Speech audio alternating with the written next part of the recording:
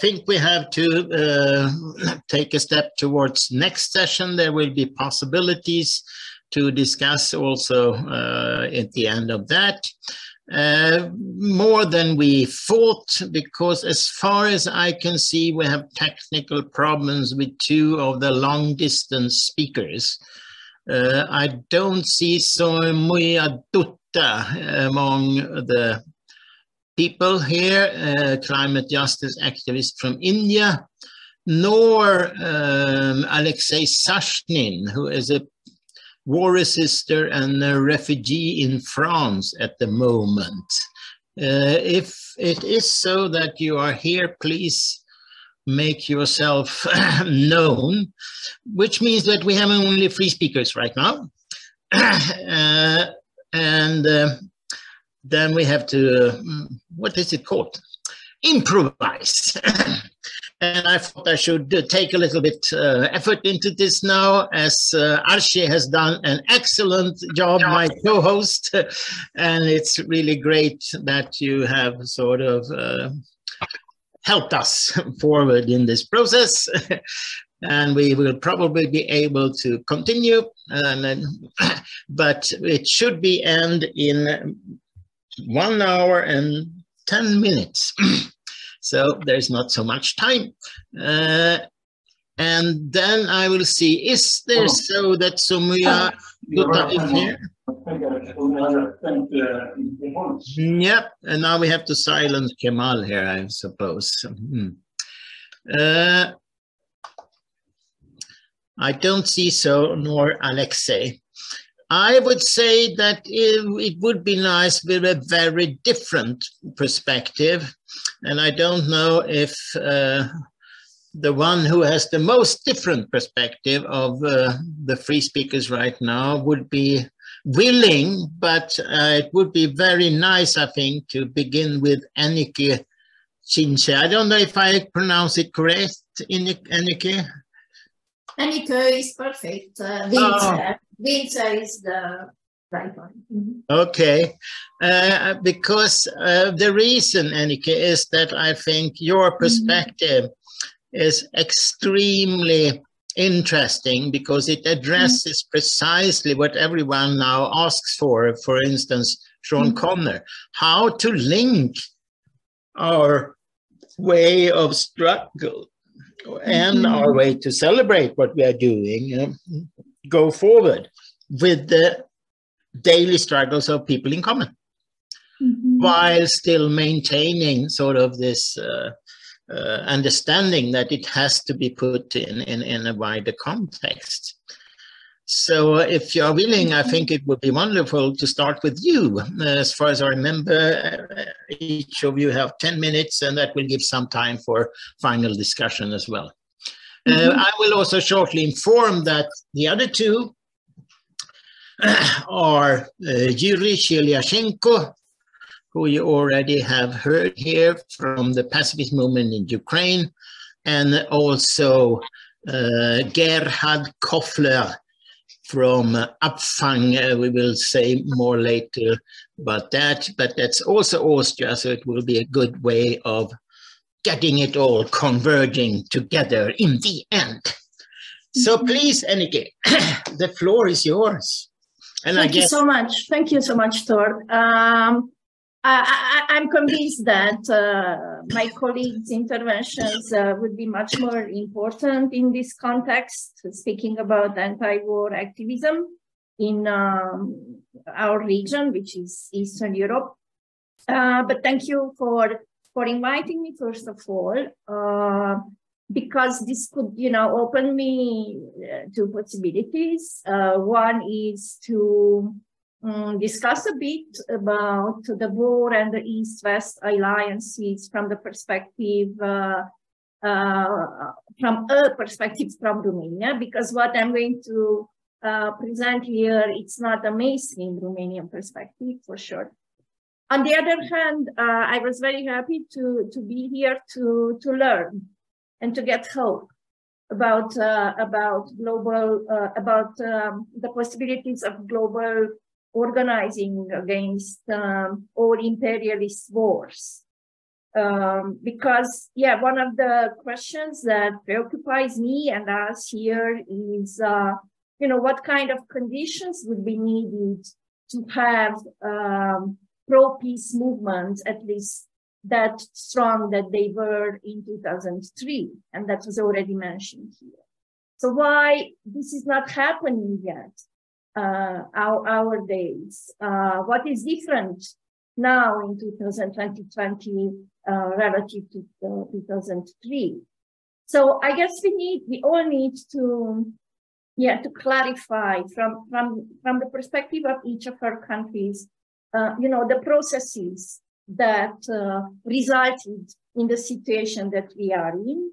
On the one hand, of the war in Ukraine and other wars which are running parallel to it, and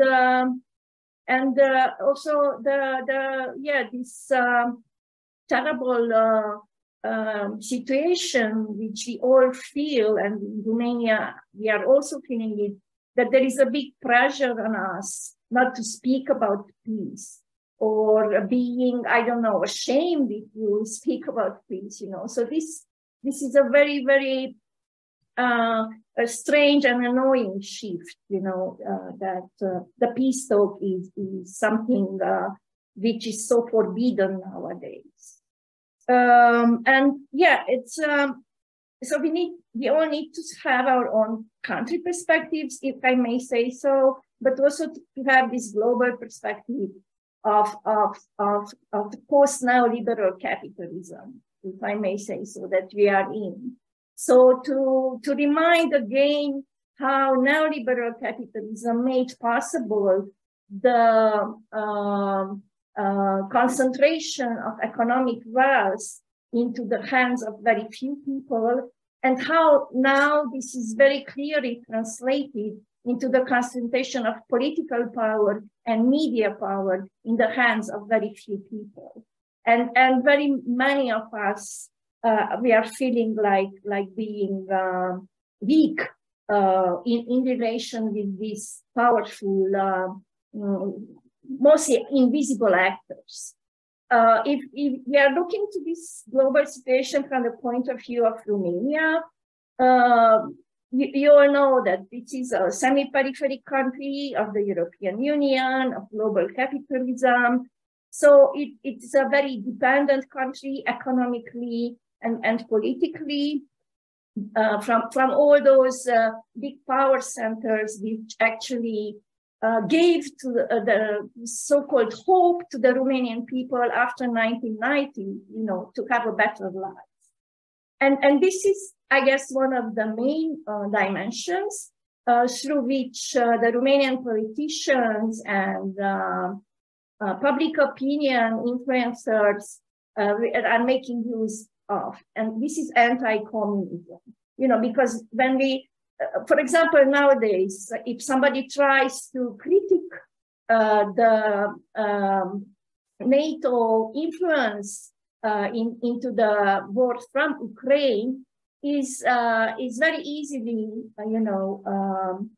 blamed as being pro-Putin, being pro-Russian, having Soviet Union's nostalgia, having communist nostalgia. So anti-communism is still a tool which is used against all of us who are trying to, to address the war from Ukraine as a proxy war and as a war which actually is a war which keeps capitalism alive. And this was one of my articles, which was translated into the leftist online platform that I guess thought so, and therefore he invited me into this discussion.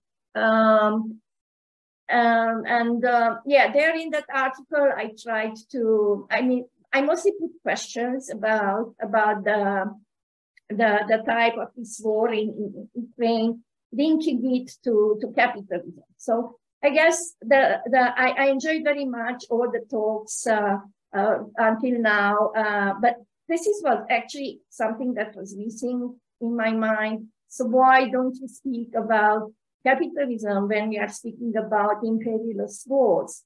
Why? And because, yeah, in my mind, I'm a socialist. I'm not part of any political party. But in my mind, these imperialist wars are actually tools for capitalism to reproduce itself. And it's a tool to look for new spaces for economic influence. Now we also see how all this is linked to the so-called energy crisis. So how this proxy war in Ukraine became also a gas war. And this is, again, besides the military industry, which brings big profits to companies, this war around gas and energy is also about this, who gains and who wins out of this war against the Russian gas. So why the Russian gas became so bad? Why Russian capitalism is the bad guy, the bad capitalism, and there is the good guy, the good capitalism that we all need to, sacrifice ourselves in a way, because that's what we hear here in this part of the world, that we have somehow the duty now to prove that we are able to sacrifice ourselves to demand the values of Western democracy. Okay, so I would not, I don't know how much time do I have, still 5 minutes or less? 2 minutes only? Okay, so then I will not continue these arguments, maybe in the discussion part. I will return to them about war and capitalism and about how to, I don't know, also imagine a movement for peace as an anti-capitalist movement. But I'm returning to these small fights that Tord mentioned that we are engaged in Cluj of Romania. I'm a university professor, sociologist, but also an activist for housing justice. And in the past 10 years, we had struggles by different means for housing justice, trying to explain housing crises, its systemic causes, and trying to build a political solidarity, among people belonging to different social categories for housing justice. And in March 2022, so very quickly after the war started, we joined an event, a feminist event, organized locally with the occasion of 8th of March. And there we went out with the slogan, social housing, not militarization. And by then, I remember that we all were very, unsecured, how in the context when such a big war erupts and there is so much militarization going on. So how can we continue, our small fight for social housing, public housing?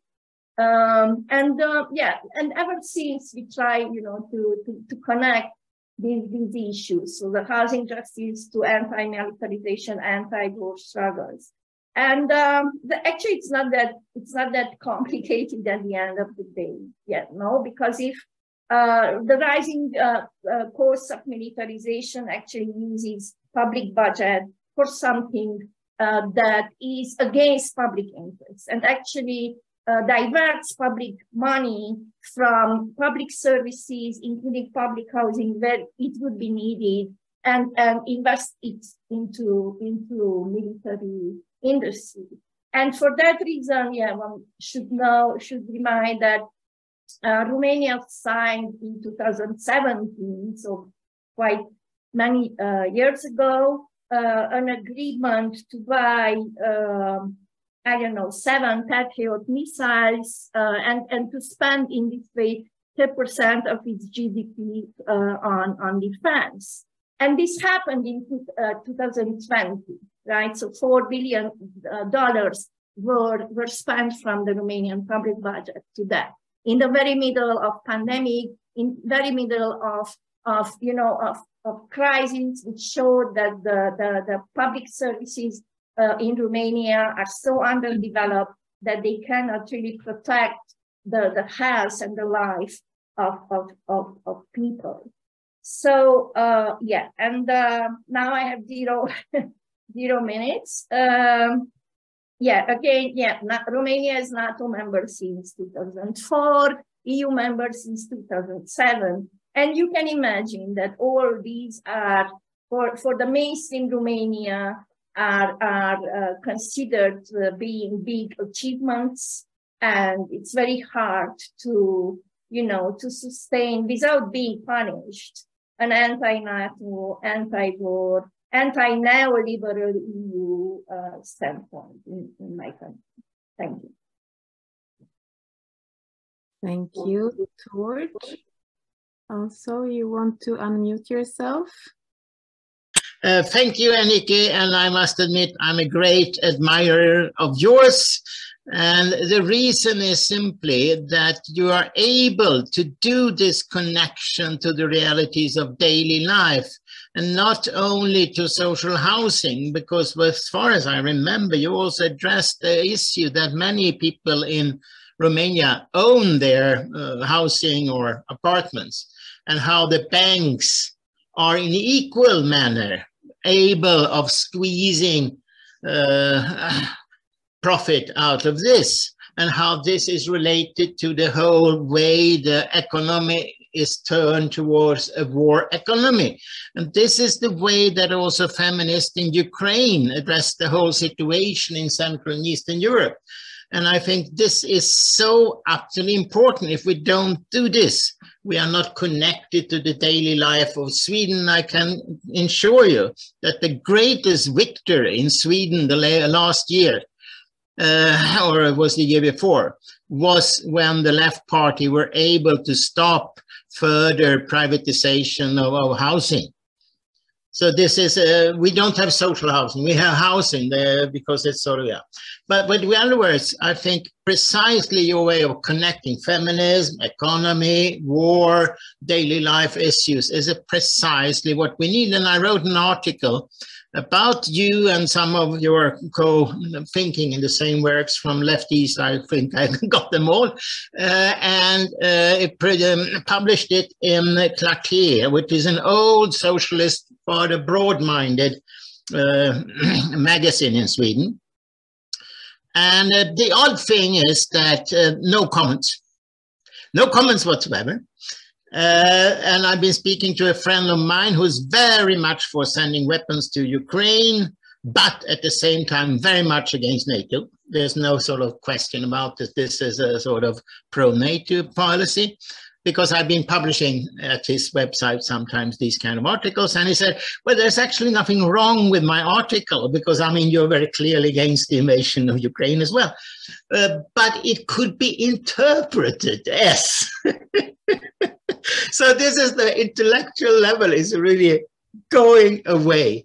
And that is why these kind of things we have here is so important. Sashnin, for some reason he has been said yes through the email, but some reason we haven't been able to get him here on board, as far as I know. But I should mention shortly about him. He's been in the left opposition against the Russian government and Putin very strongly in something called Left Front. They were protesting very much in these elections in 2012, and many of the leaders have been put into prison. When it was clear that they could arrest anyone, whatever, if they hadn't done anything, he had to flee to Sweden. For some reason, there was a very odd person who claimed that he was actually a Putin agent, and his political party as well. In spite of that party, was the only in the Duma voted against the annexion of Crimea. But that was totally uninteresting. It wasn't mentioned in this criticism. And he happened to also write he wrote much articles against Putin. He was loved. And suddenly he also wrote something critical about right-wing violence in Ukraine, and then was end of it. And finally, that made it impossible for him to stay in Sweden. And when long time had passed by. He went back to Russia, and now he is in the same position again. He's against the war, and of course against the Russian government. And then he had to flee and was finally saved by the left-wing politician Mélenchon and the President Macron. As he was going to speak here at our meeting, we were accused of that Sashnin was actually one of the worst Putin propagandists we ever could have, and that everybody that appeared on the same place as him, like you, Enrique, are useful idiots. So that is the sort of funny kind of situation we have in the media, and also among some of the left, we don't know really why. But my main point is another one. He has been writing about the war in Jacobin, leading more or less social democratic, or at least some kind of left-wing magazine in the United States about the war, free articles even. And of course, he's very much against this. But there's one point, he says, and that is that if you put all the pressure on all of Russia, culturally, sanctions, etc., then many, many people in Russia will feel that the whole country is threatened, and they will rally around the government. And this, I will say, is the point where there is a lack. We have to have a story about how to win this war. And to win this war is not by the military means and the total 100% victory against the evilness. It has to be in this way of thinking, how do we relate to the common needs of people in common who needs a house in Romania, of people on the Kola Peninsula who wants to have a vision about the future where we hand in hand can create this just ecological and social society where we together have a vision and where we understand that there is no solution to this world. Humanity will not survive if we don't build the alliances between East and West and North and South for this kind of common purpose, which I think you bring up in a very excellent way when you both bring in the terms of how the military budget eats up everything, but you also relate it to the methods, how banks, etc., are building up speculation money. So it's not only a sort of military-industrial complex thing. And it's maybe very vague to talk about it in terms on capitalism. You do it more concretely, I think, in your articles. So with other words, wonderful that you are here, and we will put some links to the articles by Sashnin in our material here.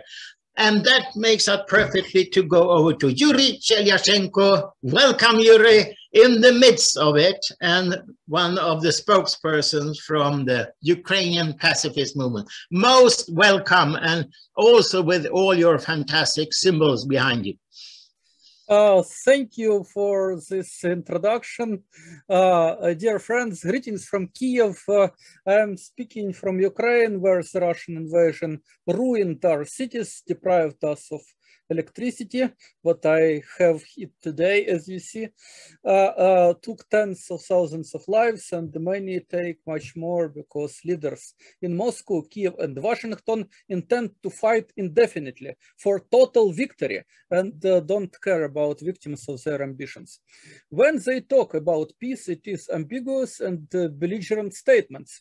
Putin demands of Ukraine territorial concessions and responded to international call for 2-week-long Christmas ceasefire and peace talks with a pause in his offensive for 1.5 days. Zelensky refused to accept even such short stop of bloodshed and continued Ukrainian offensive.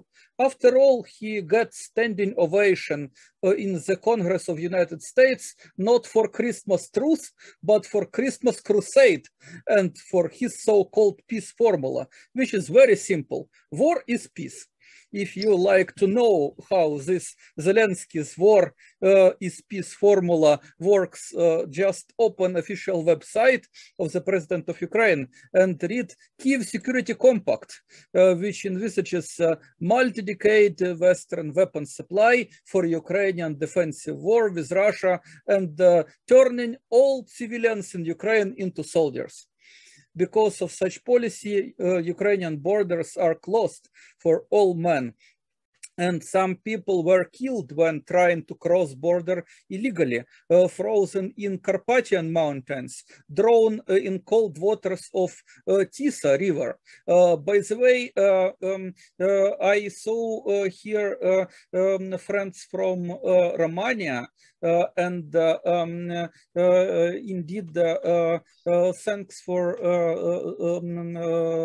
contributions and thoughts about reaching peace from Romanian perspective to Eniko. And I would like to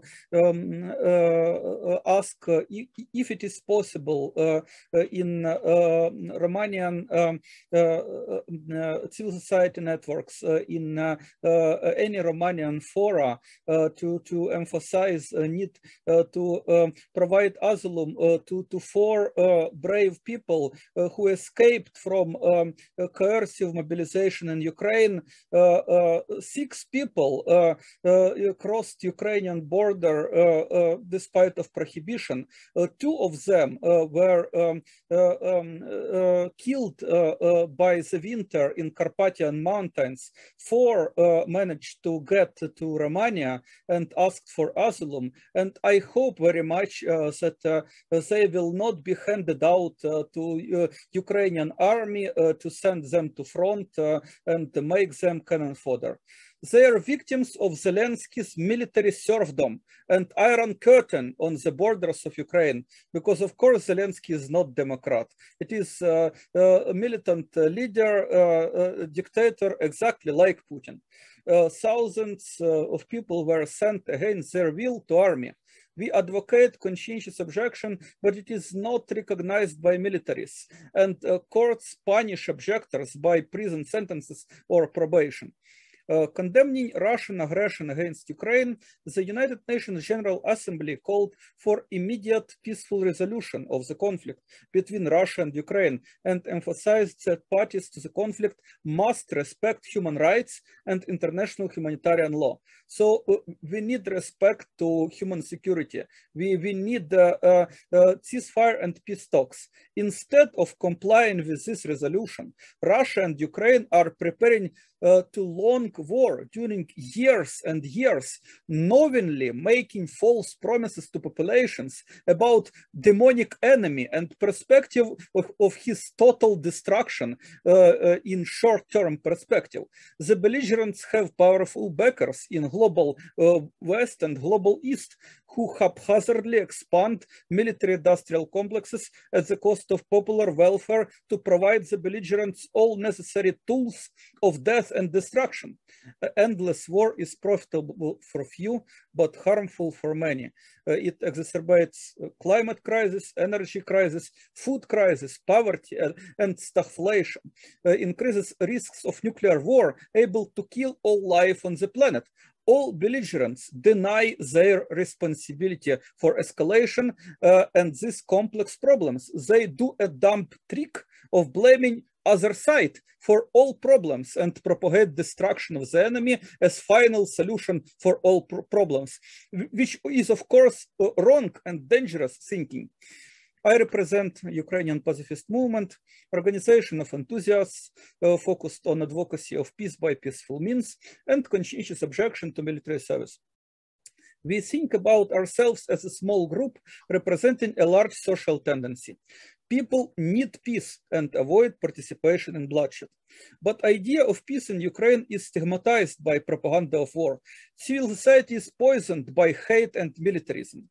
Ukrainian pacifist movement was founded in 2019 during protests against cruel military draft, police raids, abductions, and detainment of young people at the streets. We had meetings and worked for peace. Also, we organized several peace education events and joined international networks of peace movement. This year, we adopted statements condemning Russian invasion, calling for diplomatic solution, and recently we adopted a strategic document, which is called the Peace Agenda for Ukraine and the World. I put a link to it into chat. This document emphasizes that we see as goals of our peace movement and all peace movements of the world to uphold human right to refuse to kill, to stop the war in Ukraine and all wars in the world, and to ensure sustainable peace and development for all the people of the planet. To achieve these goals, we must tell the truth about the evil and deception of war, learn and teach practical knowledge about peaceful life without violence or with its minimization. And we need to help to the needy, especially those affected by wars, and adjust coercion to support army or participation in war. We are facing long-term strategies of warmongering and war profiteering, and we need long-term comprehensive, realistic strategy of the world peace movement. We must create universal alliance of peace-loving people, visible and loud in every corner of the world, to overcome toxic policies of the military alliances, great power imperialism and nationalistic militarism, both in the East and West. I would like to share our humble experience of building alliances. When we created the Ukrainian pacifist movement, we immediately joined international networks, International Peace Bureau, European Bureau for Conscientious Objection, World Beyond War, War Resisters International, Eastern European Network for Citizenship Education. Solidarity and development of the world peace movement is a first priority, number one. We helped friends, peace organizations in Russia and Belarus, such as Russian Movement of Conscientious Objectors, Belarusian human rights defending organization Nash Dom, also to join world peace networks. And we learn from each other successful experiences of peace education and protection of human rights to conscientious objection to military service. We use any opportunity to discuss peace with people from so-called enemy countries. When leaders fail to stop killing and start talking, it is responsibility of the people and civil societies to start popular peace talks and peace-building dialogue. It may seem hard to call for peace talks with demonized enemy, especially when armies of internet trolls attacking you with brazen insults and some freaks call you at night and wish you death, as it happened to me. But we must not give up to intimidation and pressure of stereotypes. Old lies such as all pacifists are traitors. We are not working for an enemy because we are working to stop wars on all sides of front line, to put end to whole nonsensical attitude of drawing national borders by blood. Cross-border cooperation is vital, not only in peace activism and journalism, peace research and education, but also in humanitarian and human rights issues. The best thing to teach people nonviolent resistance to war is to initiate and join nonviolent civilian protection and charity projects. And when people who refuse to kill their fellow human beings because of moral imperative of conscience manage to leave their countries, it is important to provide them asylum. I invite you to support the Object War campaign and sign a petition which calls for asylum in European countries for conscientious objectors from Ukraine, Russia, and Belarus. To conclude, I will emphasize again on the need of long-term, realistic, and technically up-to-date strategy of world peace movement. We will manage to stop all wars, get rid of all armies and weapons, starting from nuclear disarmament, and build sustainable peace only after systemic changes. And such changes need structural, institutional transformation in economies, in politics and cultures. Peace education and nonviolent communication is a key, but even for that we need much more resources, including skillful people such as IT professionals and pro-peace managers able to create new online platforms and social networks for worldwide peace-building dialogue and new peaceful markets free from toxic domination of militaries. So we must be very active, brave, realistic, but ambitious, to reach big changes and build better world without wars. We must be ready to enact our best hopes without hesitation, to abolish war like in the past our ancestors abolished the barbarism of human sacrifices, blood feud, and slavery.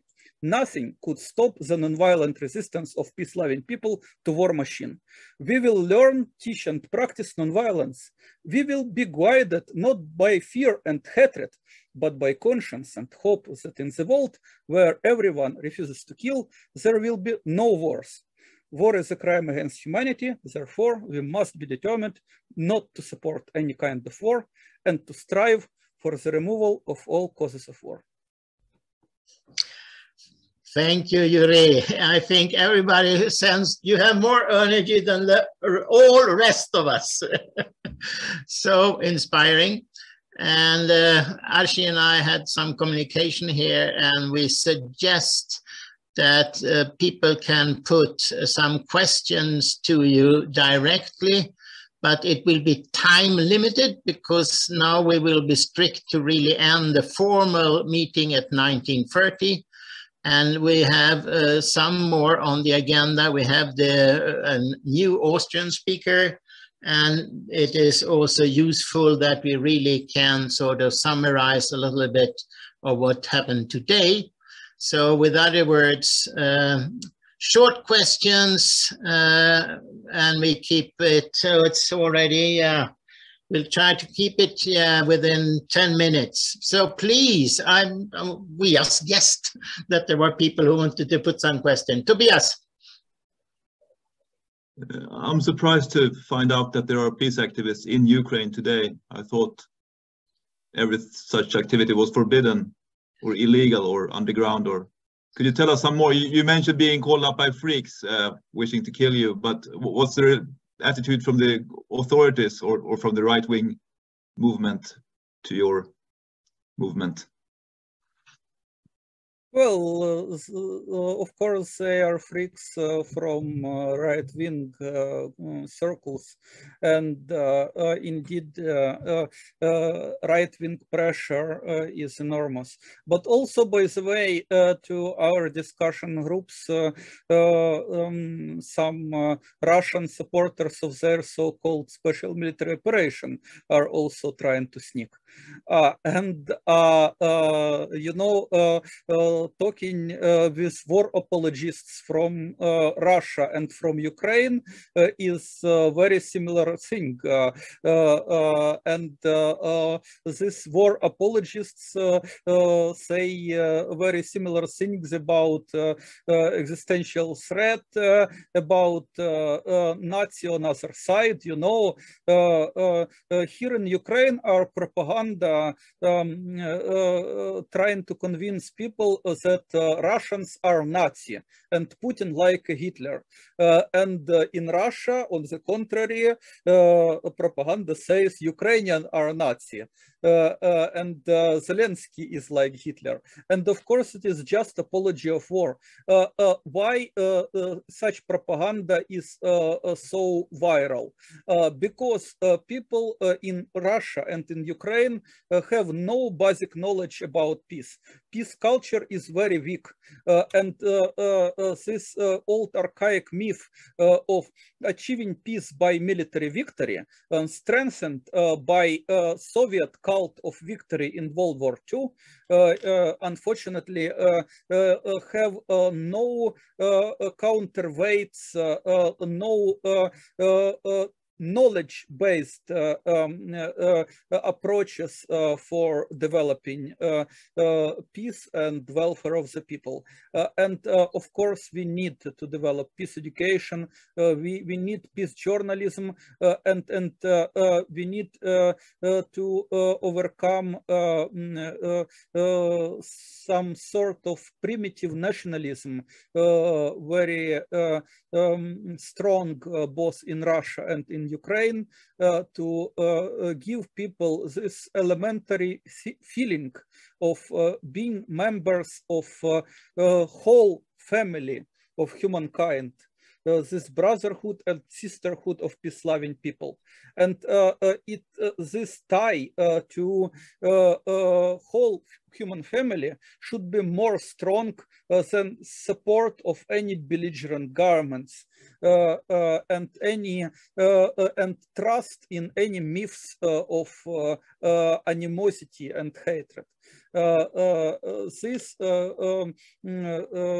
I am calling awakening conscience of humankind in every corner of the world.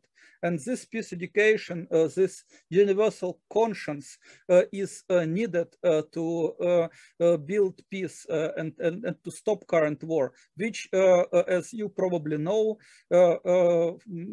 Atlanticist strategists as well as Eurasianist strategists intend to wage for decades, because they think they will prevail. The enemy is weak and they are strong, and they will pursue their shameful victory.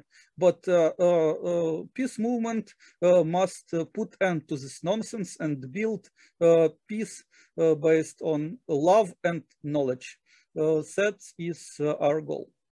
But you're not illegal yet, like most of the opposition in Ukraine. Ukrainian pacifist movement is officially registered organization. We are a small organization, and we of course under some sort of attacks all the time. As I said, for example, president of Ukrainian pacifist movement Ruslan Kotsaba is still under a trial. But he managed to escape from Ukraine. Now he is in the United States. Other members indeed have these threatening calls. I have it also. Our member Ilya Ovcharenko, he is now in Hungary, headed to some people in Ukraine are reluctant to join us just because of this demonization of peace activists and stigma related to pacifism and conscientious objection. And by the way, when we are writing letters to officials, calling to respect human right to conscientious objection, calling to consider ceasefire and peace talks, we had situations when instead of considering such petitions on the merit, they just redirected such petitions to Security Service of Ukraine. But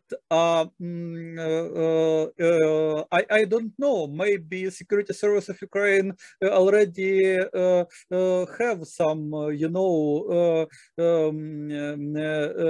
interception of calls, but they should know that we are acting in legal field of Ukraine. And I am a lawyer, I have PhD in law.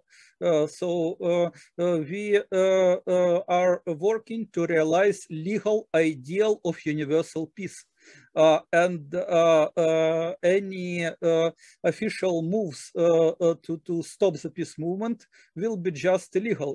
If Ukraine aspires for membership in European Union and aspires to be democratic country with rule of law, it is no way that our government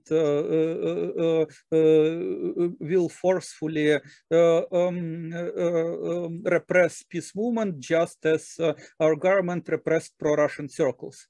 They have an excuse for pro-Russian circles because pro-Russian circles unfortunately support mostly Russian militarism.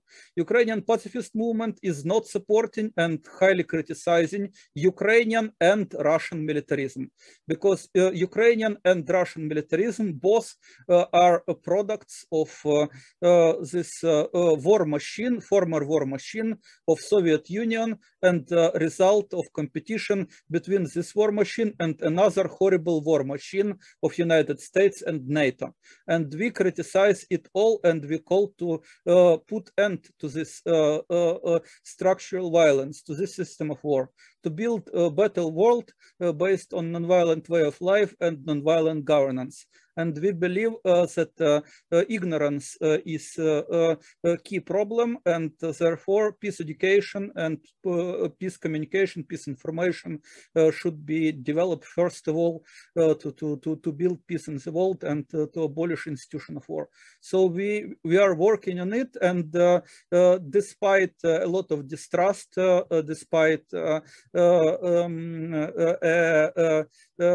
undemocratic character of militarist regime in Ukraine, we in a little better position than pro-Russian activists, because we are not pro-Russian, we are pro-peace, and we suggest the same attitude to all peace movements in the world, because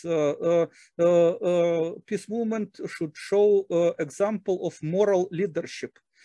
And no concessions to militarism is possible.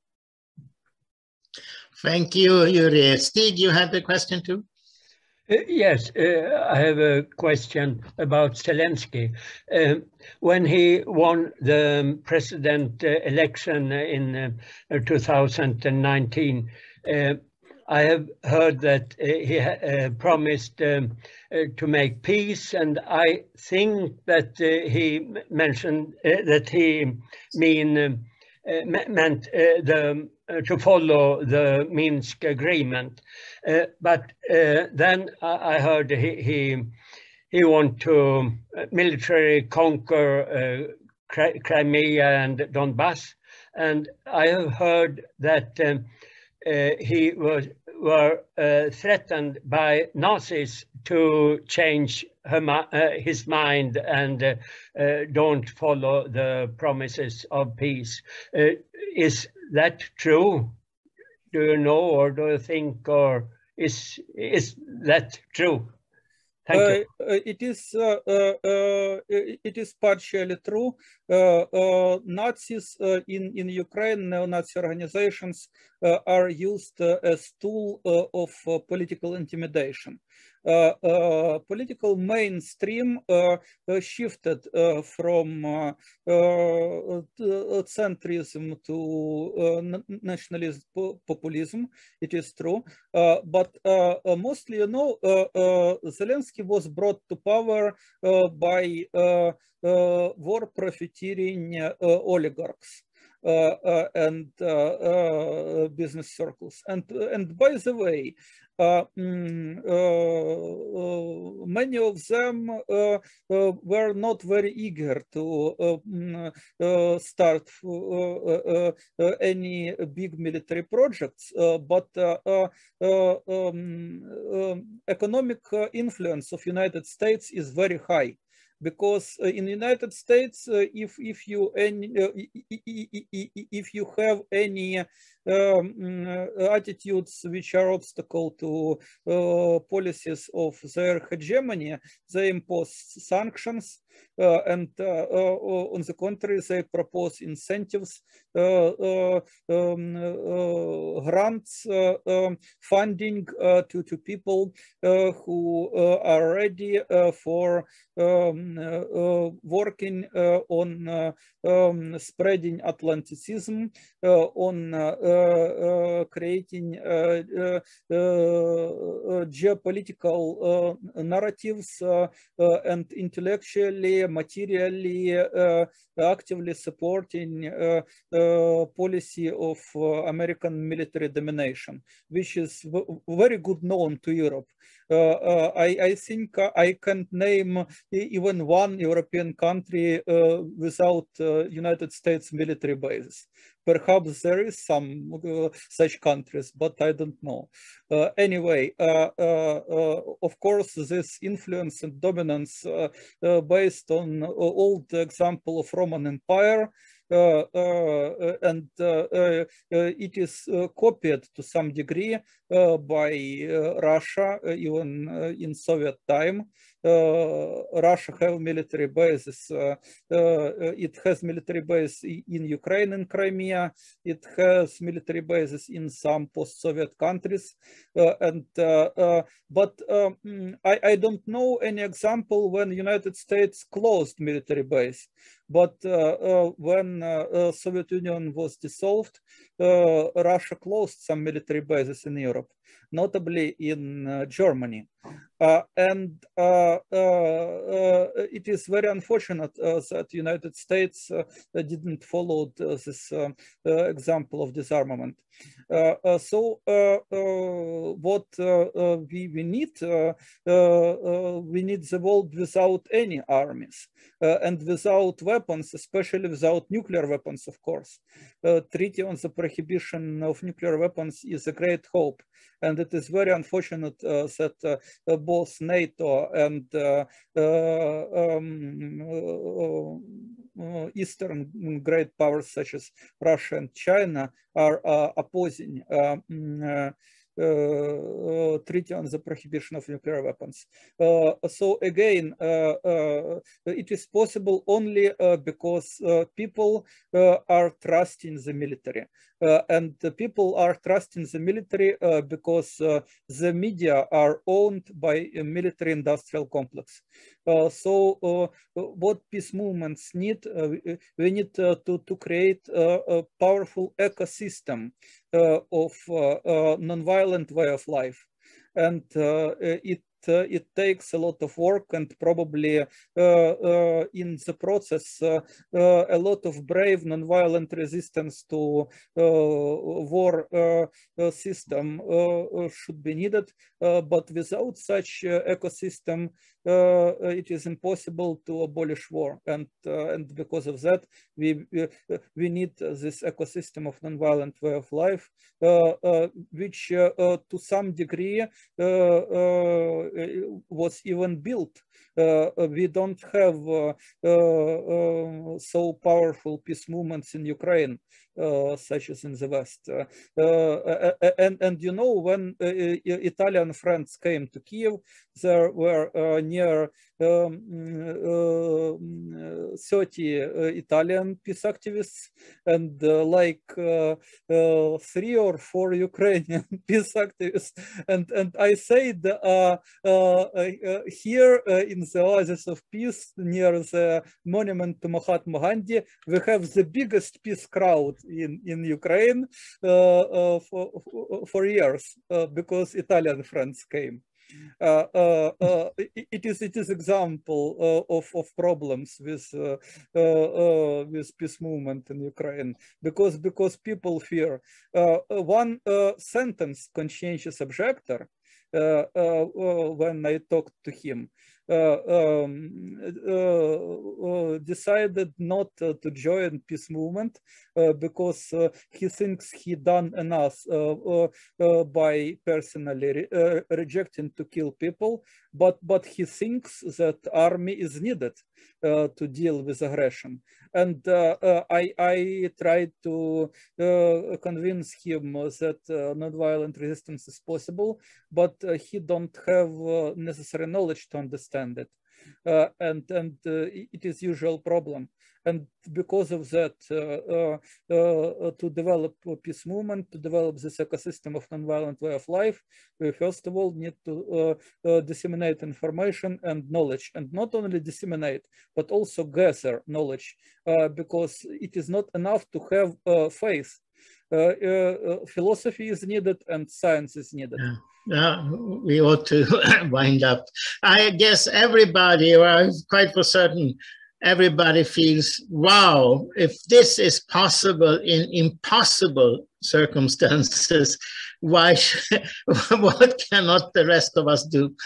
I will very super shortly address also the dimension we're losing here now, and it's the sudden dimension when Detta couldn't come. He is one of the leading climate justice activists in the world. He's been in Sharm el-Sheikh, but he has also his root in the Gandhian movement, Vasudhaiva Kutumbakam, to take everything in consideration. It's a little bit like Ennike Vince philosophy. That movement, and some of them had actually been present today, were starting the climate movement in 1991 with action days all over the world in 70 countries, 500 places. The difference with that movement and today, it will say, this is a conflict and it's your local struggle. That's where you can win the struggle. And it's equally important to stop deforestation as to stop emissions. With other words, rural issues are as important as the urban issues. And this is, I think, something we have to come back to, and that links very much to other ways of looking at the Ukraine crisis. Then we suddenly end up with the soil, agriculture. We end up with how come that Morocco and Western Sahara suddenly becomes a focal point where the struggle against colonialism is ended and the United States says that Western Sahara belongs to Morocco. Well, 50% of phosphate in the whole world is in Morocco and Western Sahara. If we start to look at food as a sort of key way and how we can develop a sustainable way of life, a peaceful way of life, by also addressing this whole conflict in other terms, how we are deprived of the possibilities for healthy food and housing because of maintenance of these very unjust north-south relationships. There is a Swedish peace researcher who said, yes, Russia is fully responsible for the invasion of Ukraine, but the West is fully responsible for its sanction policy and the effects of that with starvation, etc., in the global South. So there is sort of ways of going beyond this total victory in different ways, etc. We have not much time left. Gerhard Koffler is from Abfang, and we are so inspired because this is the same movement and People and Peace in Sweden, bringing together environmentalists, solidarity, peace, etc. And Abfang means something, I hope I pronounce it correctly right now, Aktionsbündnis für aktive Neutralität und Gewaltfreiheit, Action Community for Active Neutrality and non-violence. Isn't that sounds very nice? So please, Gerhard Koffler, and maybe we can make it short so there will be some short ending up somehow. Austria and Vienna can say both the word building alliances between East and West and North and South, because of course you are the great hope for us now. Please. Thank you very much. I will keep me short. There were so many arguments and so many good suggestions. I don't have so much more to say. Just one idea I had, to touch the people, to reach their heart. We need a new imagine like Lennon did. Yeah? You were talking about songs before. If we succeed to get a new imagine in the world, to unify the peace-minded people, we will win. Thank you. But can you not say something about Abfang also? Yeah. I wrote the address of our website, wabfang.org, and we started 2019, and in the moment we have 40 organizations which are collaborating more or less, some more, some less. And very broad women organization, environment and peace organization from the church, Catholic Church, Evangelic Church, and left-wing organizations. And personally, I'm also very active with ATTAC, where we also founded a peace in Germany. It's long existing. A strong peace movement within ATTAC, and we also try to set up this since 2 years within attack, not only the global critical and capitalism critic, to unify this with the environmental and the peace problem. The team, you said, Yuri, we had a big conference aside the TPNW conference in June, and we also had a video message from Yuri there played in. It was an international side conference, supported also by the union, the Austrian Union, and yeah, all this you find on our website, and we try to set up an international peace conference, I hope end of May, maybe in June, in Austria, together with the IPP, with Rainer Braun and others. And we are just in the start holes. We started this week to discuss this, and there are so many suggestions, and I hope it will work out and it will be realized and become a success. We keep you informed. Thank you. Yes, now we have 12 minutes left, or actually 10, because we have to say some final words. And there is a risk that everything ends like this automatically. I don't know if people can stay and discuss afterwards, but then we really end the formal session today. So what do we say, Archie? Should we let them also Leo Gabriel answer on this question that was before, or what should we do? Good question. I think it would be very resourceful to let the participants have some say for a few minutes. I think there's a lot of brilliant minds within this room. So let's have a discussion. Yeah, and let Leo summarize in the end if it can be done something, right? Yes.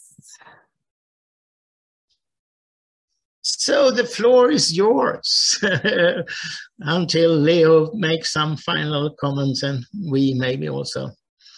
I think he's frozen. Leo? Yes, I'm here. No, but the idea was that people should have some comments. Yes, I understood. Yeah, you are correct, Leo. That was our suggestion. I'm waiting, and you tell me when it's my turn. People are maybe so impressed by all these speakers, and I guess especially from Kiev, that they sort of, they run out of questions.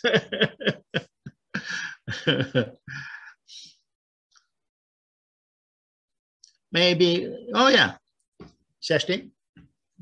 Yeah, I want to come back to what Ingeborg said. I think that we should take serious that everyone should be safe. We can't be safe if our neighbors are not safe, and we should take this need seriously.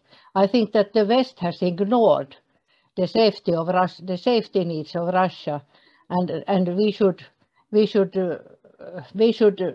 stress that we cannot ignore it. Thank you.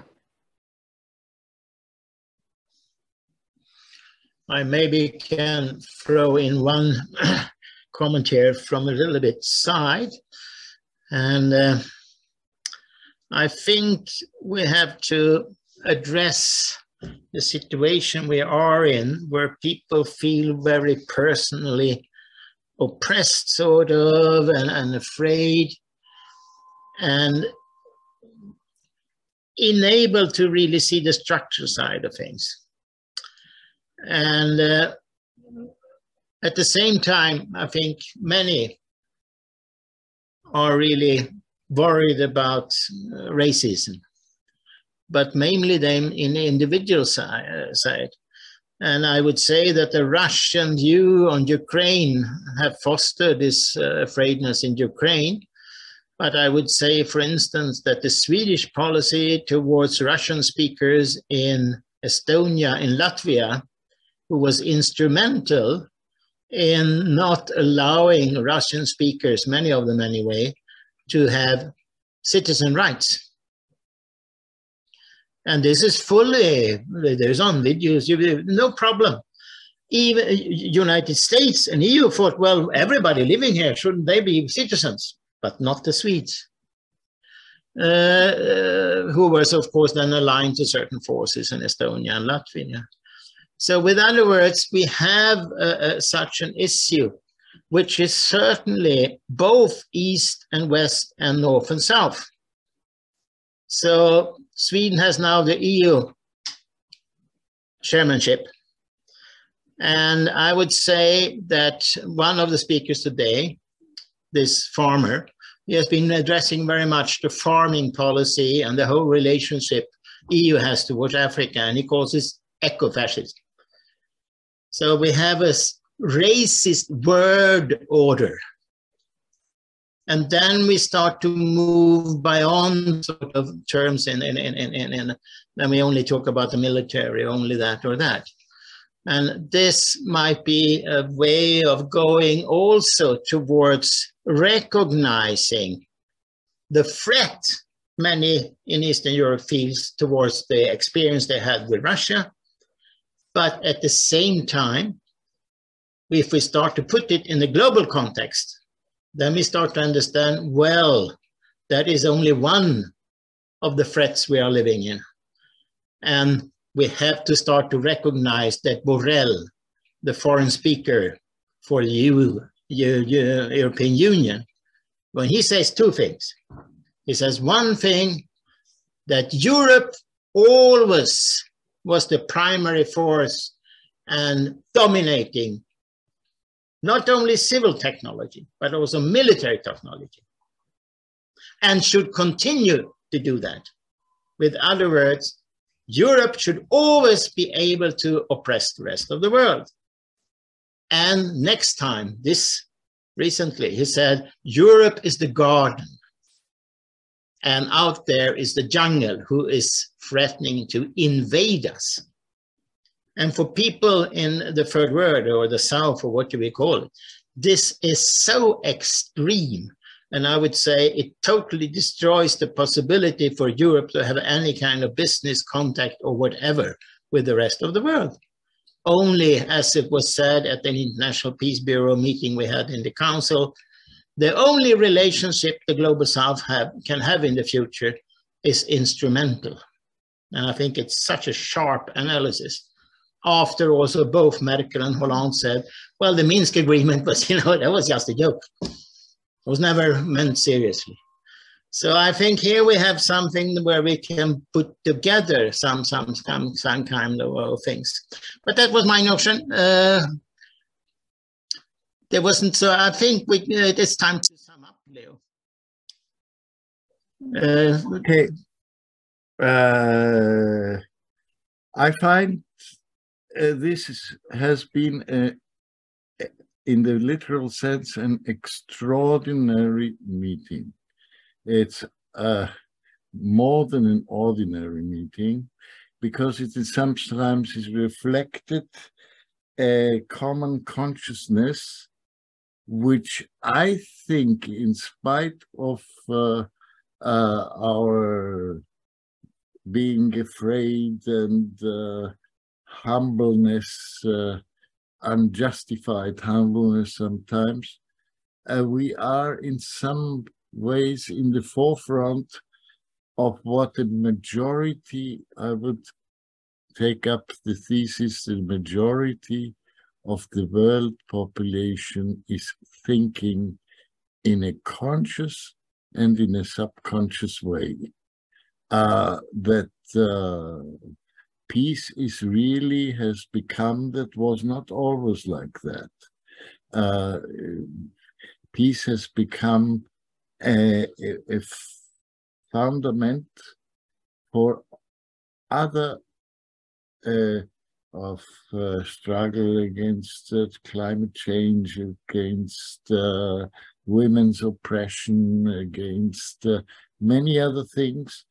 And we should try to get more organized in this respect, that we need our own structure, go beyond the groups we are in order to stretch out first among each other on a continental level at least, but also on a worldwide level. But we are just in the beginning. There is a serious effort being made by the assembly process of the World Social Forum, which is not yet structured. But don't wait till the things are big. Please try us to become big. That is something I will catch, because I got so much confirmation by this meeting that we are on not only on the right track, but we are on an important track, perhaps the most important track of the present world situation. Thank you. Well, that was, I could not have said it better. Archie, let's say the final words. You do it. Oh, I inform about tomorrow shortly also.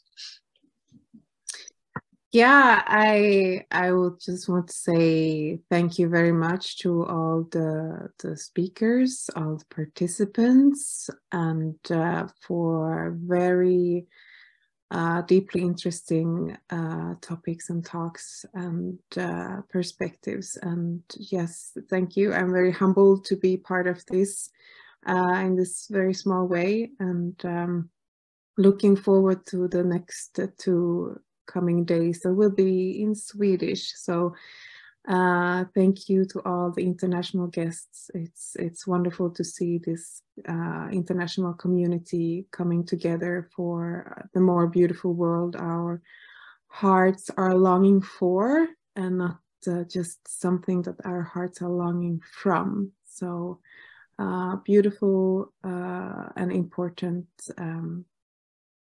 speeches by everyone. Thank you so much. Yeah, and tomorrow we will start at 10 o'clock, and there will be a surprise. And what will that surprise be? Oh, it will be music from Artists for Peace, in Swedish though, yes. But it will also start with some great inspiring from Thomas Magnusson, who has also been a chair of International Peace Bureau from Göteborg in Sweden, long-time peace activist. There will be Jonathan Feldman, who has been very much involved in environmental issues, but recently also been one of the few, I would say, allowed to speak in television, etc. He's claiming that diplomacy would have been a better role for Sweden in the Ukraine crisis than sending weapons. And we will also have, Annika, surprise again, politician working with housing issues, who happens to also be very strong on solidarity. She's been responsible for housing policy in Stockholm, but she has also been very strong on solidarity issues with the Kurds. She's been shot in Somalia on the solidarity mission, and she's a very strong internationalist, which I would see it is fully possible to have grounded in very basic, local, important issues and be an internationalist at the same time. And there is a lot more. I think we have informed, yes, it is on the Facebook event, also in English, the whole program for the coming days, which will end on Monday. And then again, Archie will be hosting, hopefully together with David Bennett. Both of them are chairpersons of the transition movement in Sweden. And we are think this is so wonderful. There will be a lot of transition local activism in this program the coming days. And I hope we will be able to summarize this and maybe make some kind of report. It is really wonderful to see you all, and let's be inspired. Long live pacifism in Kiev and Belarus and Russia and everywhere. Ciao tutti.